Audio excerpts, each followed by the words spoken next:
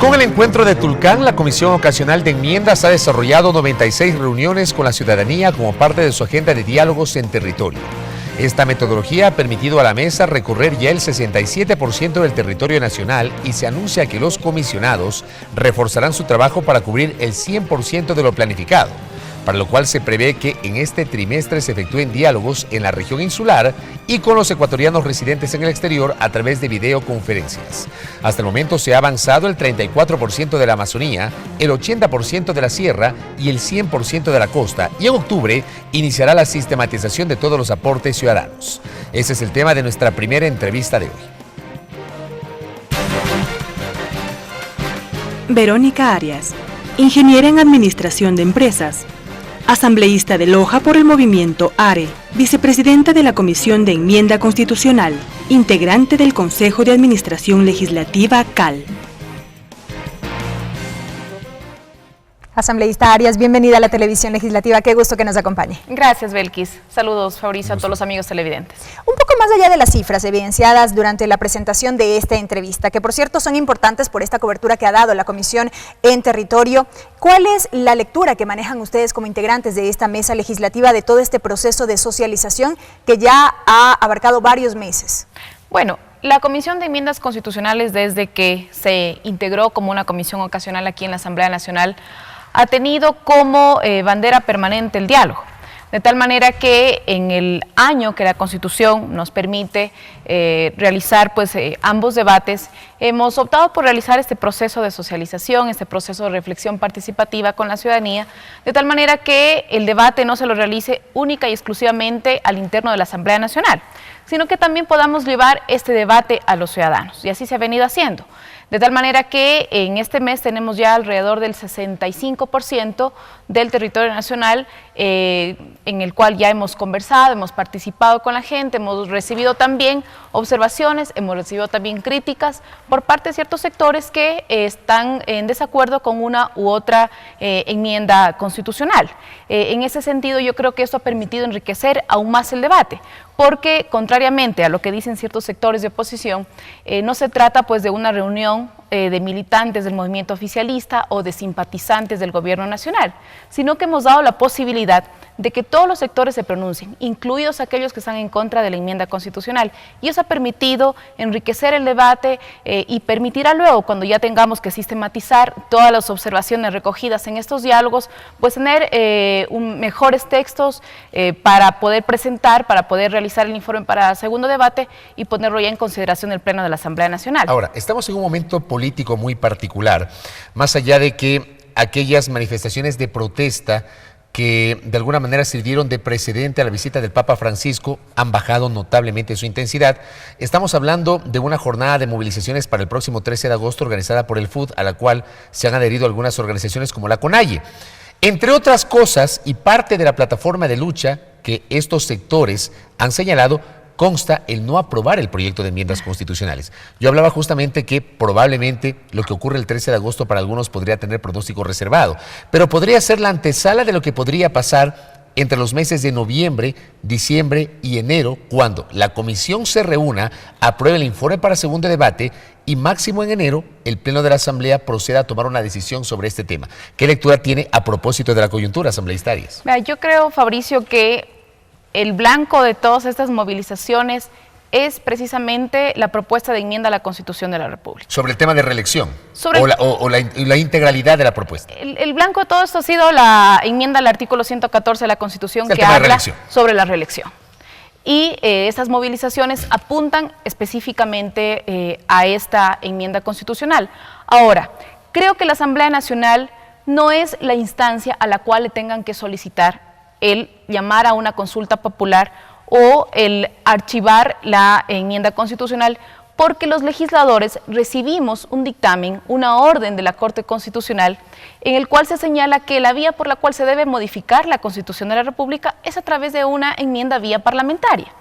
En ese sentido, respetando la institucionalidad del Estado, actuando bajo una visión pluralista, democrática, en la Asamblea Nacional se conformó esta comisión y se iniciaron los debates correspondientes tanto en la comisión como en el pleno de la Asamblea Nacional.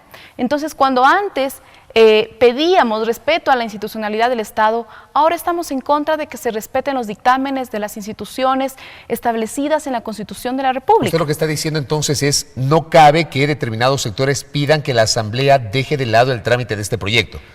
Eso no cabe. Sectores de oposición tuvieron la posibilidad, tienen aún la posibilidad de solicitar una consulta popular sobre el tema de enmiendas constitucionales. Pero eso no le corresponde a la Asamblea Legislativa. Eso no le corresponde a la Asamblea. Yo no sé si es que es a propósito o no, que presentaron mal ambas propuestas de pregunta a la Corte Constitucional. Claramente, ¿qué señala la Constitución? Que cualquier pregunta en el que se incluya un texto que pueda modificar la Constitución de la República necesita o merece un dictamen de la Corte Constitucional para posteriormente el Consejo Nacional Electoral entregue los formularios y se recoja el porcentaje de firmas que ordena la Constitución de la República. Pero eso no han hecho hasta ese momento. No sé si es a propósito o no que no se ha presentado de manera adecuada, de manera correcta, esa propuesta de pregunta a la Corte Constitucional. ¿Y no hay manera de que incluso en función del diálogo se pueda desde la Asamblea flexibilizar el trámite de este proyecto? ¿Eso no hay cómo hacerlo? Un poquito porque es parte de lo que han pedido algunos sectores dentro del tema del diálogo. El diálogo ha sido una constante, ha sido permanente en la Comisión de Enmiendas Constitucionales.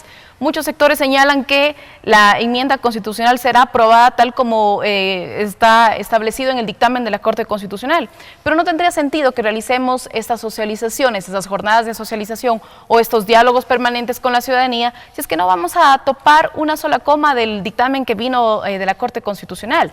Yo creo que precisamente el objetivo de realizar estas jornadas de socialización, estos diálogos ciudadanos, es para poder mejorar los textos que están establecidos en la Constitución, que apuntan a garantizar, a profundizar, a apuntalar aún más los derechos que están establecidos en la Constitución de la República, en el tema de, por ejemplo, garantizar la participación política de los ciudadanos, la participación ciudadana, garantizar la seguridad integral, garantizar el buen vivir del que tanto hemos hablado, hemos analizado.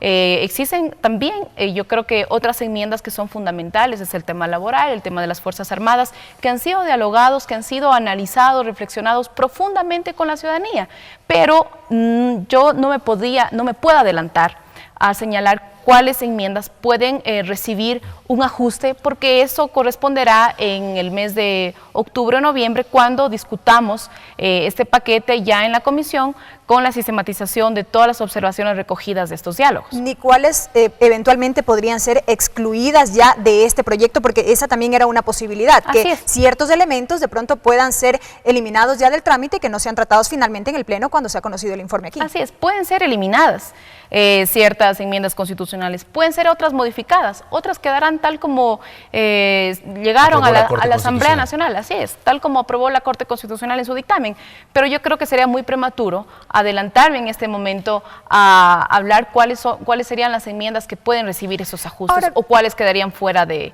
ser enmendadas. Ahora bien, asambleísta, más allá de estos elementos, desde su lectura, ¿cuál es la perspectiva que se tiene respecto del escenario político a propósito de este anuncio de un paro nacional y de lo que ya en lo posterior será el trámite en segundo debate del proyecto de enmiendas, tal y como van las cosas? Bueno, nuestro país ha vivido momentos de crisis y momentos de estabilidad política que todos los conocemos.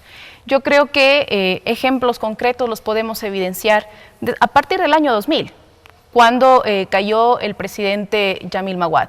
5 años después, y son ciclos de 5 años. 5 años después, en el año 2005, cayó el presidente Gutiérrez. 5 años después, en el año 2010, hubo un intento de golpe de Estado y magnicidio en contra del presidente Rafael Correa, el 30 de septiembre del 2010. Y 5 años después, en el 2015, ha habido intentos de desestabilización en nuestro país que el gobierno nacional ha logrado estabilizarlos, ha logrado frenarlos de alguna manera. ¿Será que son solo coincidencias o así, digamos, opera la clase política ecuatoriana asambleísta? Yo creo que sí. Y creo que también... ¿Que sí, que son coincidencias o así opera la clase política? Que así opera la clase política. Y también es un poco de... es un tema sociológico también, ¿no? Cómo los ciudadanos actúan, cómo responden frente a sus gobiernos. Y no me parece que son coincidencias. En ese sentido, yo creo que a partir de estas movilizaciones que hubo ya hace un mes aproximadamente, el presidente de la República ha decidido abrir un diálogo nacional con el objetivo de debatir el modelo de sociedad que queremos en el Ecuador. Sobre todo, pues, temas fundamentales como, por ejemplo, si es que la sociedad del conocimiento permitirá garantizar, por ejemplo, el incluir a todos o tener mejores condiciones de vida a través de garantizar o abrir, pues, o incluir a los ciudadanos en la sociedad del conocimiento.